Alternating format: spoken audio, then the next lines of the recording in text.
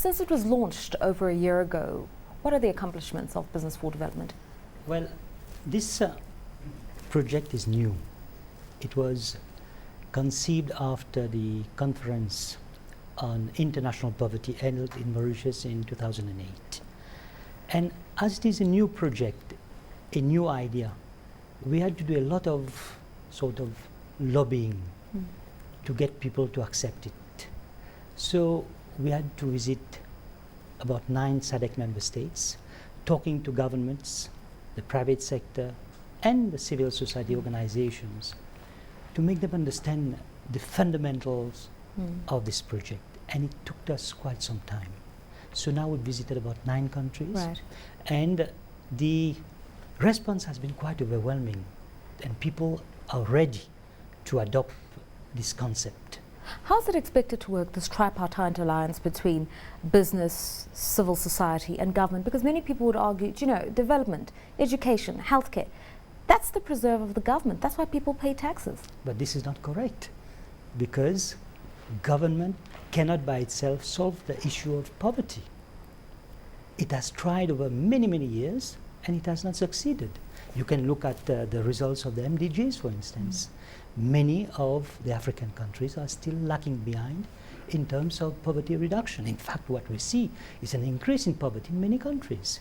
Therefore, government cannot alone deal with the issue of poverty. It has to bring in the private sector. It has to bring in the civil society organization. Now the question is, how do we make the three work together? You see, the private sector has got the skills, the resources, and the tools to make sustainable development. But for a long time, business has been looking at profitability more than anything else. In the concept of the corporate social responsibility, it's always giving back, not forward giving. But in the inclusive business practices, it's forward giving. Try to put the poor people in the value chain of business. And then, once they're in the value chain of business, you create a market as well as you increase the purchasing power of the poor people. So tangibly, what steps are you expecting and hoping that business would undertake in tandem with government and civil society? Because you mentioned the issue of profitability, and at this point in time, that's the operative phrase. Everybody's coming out of a recession, everybody's margins are sensitive. You know, businesses need to spend on projects that will bring them money. They can't just build a school because they are philanthropic. That also needs to show them dividends. No, in that case, we are not telling business to build schools or clinics. We are telling business, look at the base of the pyramid and see what potential you can unlock there. You can use these people to be consumers also, but give them purchasing power first. And then, how does the civil society come in? It's because they can train these people, the poor people, to be business-minded. And the government will have to create the enabling environment, because the poor will need seed money. And if they don't get the banks to give seed money to the poor people, they will not be able to be business-minded. Andrew, please come into the conversation right now. This is what's happened with the Grameen Bank in Bangladesh, for instance, is to look at the potential that the poor man and woman has to be a trader, provide them with the necessary seed capital, and then let them fly. We're also talking about growing an African consumer class, and the majority of Africans still earn less than, those working still earn less than $10 US. But that is essentially who the retailers are targeting. Sure, and I think Dr. Ramsamy mentions base of the pyramid, and that is a hugely hot topic at the moment in many circles, because if you look at the numbers that are involved over there, and you look, a case in point is one of the smaller South African banks which are focusing over there. They're making money doing it. They've just found a different model to actually execute and to be profitable in that space. As the doctor says, is quite correctly, is it's not government's job per se to reduce poverty. It's their job to create an environment in which poverty is alleviated. And with South Africa's Gini coefficient increasing, despite the amount of money we're spending on social welfare, despite the amount of money that gets spent on education, it just seems that the delivery thereof is not quite there. And that's where the skills of the private sector, as mentioned, would be vital, mission critical to South Africa's development.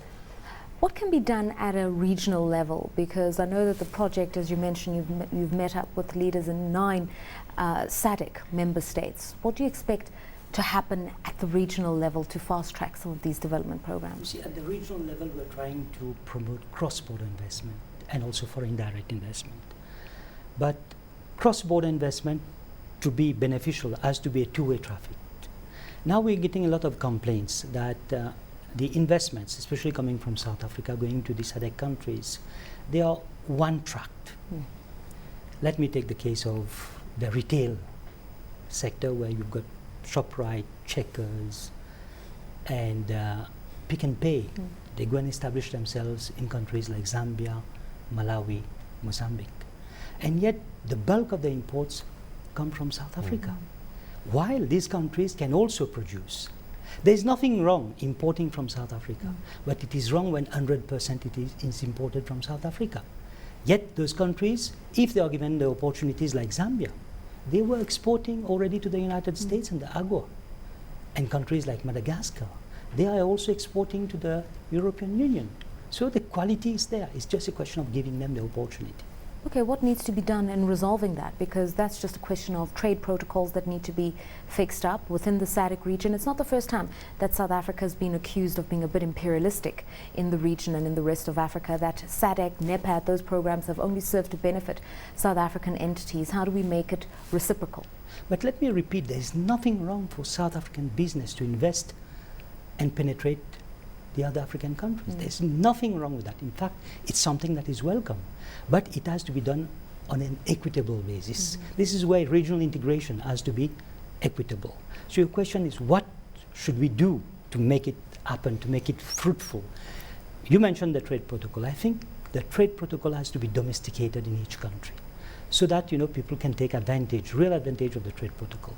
But they've got to address the supply constraints also, like infrastructure, like at the border post to make goods flow easily. At times, those are the soft problems and hard problems that prevent intra-SADC trade to flourish.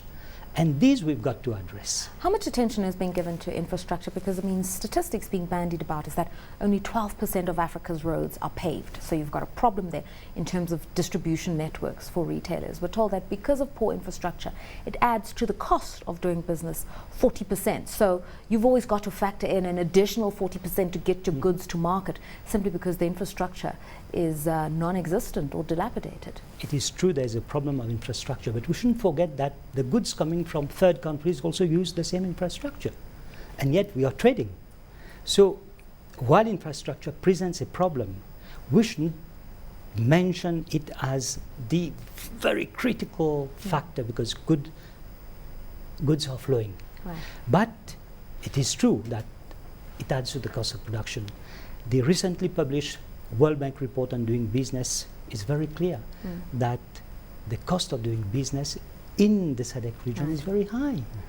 And just your views, not just in SADC, but even in other economic zones, we find that entrepreneurs feel that they need additional support in terms of trade finance, and that's what they'd like to see leaders address at a regional level, is issues of coming up with an export-import bank, giving them the necessary facilities to get their goods to market and to overcome some of the trade barriers. Certainly, and if one looks at recent studies from a South African context in terms of entrepreneurial activity, you see that very few businesses make it past the startup sort of phase. And the issue is unfortunately finance in many cases and skills in other. So I think it's a two-sided coin, because on the one hand you need access to the finance, but in many instances you also need access to expertise. You look at institutions like the IDC are making great moves in the right direction in terms of giving people access not just to the money, because you can throw money at a problem, but if you don't have the skills, it's highly unlikely that on a sustainable basis it will work and it will grow into something that creates employment. And that, I think, is the pivotal point. Dr. Ramsamy, a brief comment from you with respect to what SADC is doing to address some of these challenges, especially for the entrepreneurs and the SMEs and the companies from other SADC countries wanting to access this big market, South Africa. I think SADC is now launching an industrialization plan. And in that industrialization plan, there's a lot of emphasis on the small-scale sector, development of capacities, development of skills, and also standardization, because at times the problem is not so much infrastructure, but standards. We need to meet certain standards to make the goods acceptable in different markets. whether it's standards of commodities or standards in terms of machines, standards in terms of the axle load of trucks. All these will require standards. And harmonization. Harmonization is very important, especially for trade documents. If you've got to fill about more than 50 different documents to get goods across borders, then it becomes very, very inefficient. Thanks, we need to address those problems. Thanks so much for your insights, Dr. Prega Ramsamy, who's with the Business for Development Pathfinder and also the Southern African Development Community, for just giving us those insights, and we hope to hear from you again soon.